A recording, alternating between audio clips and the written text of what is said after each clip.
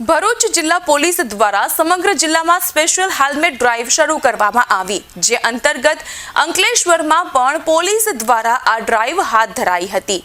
અંકલેશ્વરના વિવિધ વિસ્તારોમાં પોલીસ દ્વારા સઘન ચેકિંગ કરવામાં આવ્યું.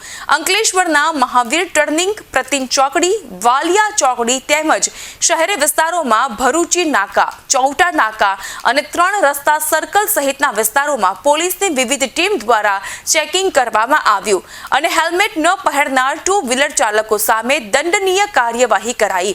પોલીસે હેલ્મેટ ન પહેરનાર વાહન ચાલકો પાસેથી 500 રૂપિયાનો દંડ વસૂલ્યો, જેના કારણે વાહન ચાલકોમાં ફફડાટ ફેલાઈ ગયો. આજથી અંકલેશ્વરમાં હેલ્મેટ ફરજિયાત કરવામાં આવ્યું છે, જેના કારણે દરેક લોકોએ હેલ્મેટ પહેરવા માટે પોલીસે અનુરોધ કર્યો.